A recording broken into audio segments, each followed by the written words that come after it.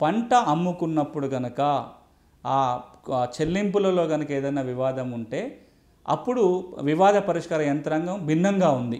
ఎందుకంటే కొత్త చట్టం అమల్లో వస్తే మనం వ్యవసాయదారులు తమ ఉత్పత్తులను ఎక్కడైనా అమ్ముకోవచ్చు. ఒక్క మార్కెట్ కమిటీ పరిధిలో కాదు, దేశంలో ఎక్కడైనా తీసుకెళ్ళి అమ్ముకోవడానికి ఉంది.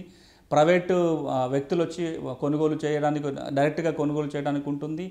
తర్వాత ఎట్లయితే స్టాక్ ఎక్స్చేంజ్ కంప్యూటర్ ద్వారా అమ్మకాలు కొనుగోలు చేసుకునే అవకాశం ఉందో, పంటలకు సంబంధించి కూడా అలాంటి అమ్మకాలు కొనుగోలు చేసే అవకాశం ఉంటుంది. కాబట్టి దానికి సంబంధించిన వివాదాలు కనుక ఏర్పడినట్లయితే ఆర్డీఓకి, జాయింట్ కలెక్టర్కి కూడా కొత్త చట్టంలో అధికారాలు ఉంటాయి.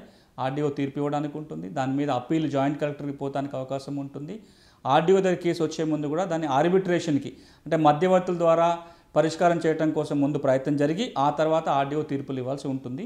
ఇప్పుడు ఆ చట్టం అమల్లో లేదు కాబట్టి ఆ యంత్రాంగం ప్రస్తుతానికి లేదు. కొత్త చట్టం కనుక, కేంద్రం చేసిన కొత్త చట్టం కనుక అమల్లోకి వస్తే ఈ నియమాలు మారే అవకాశం అయితే ఉంది.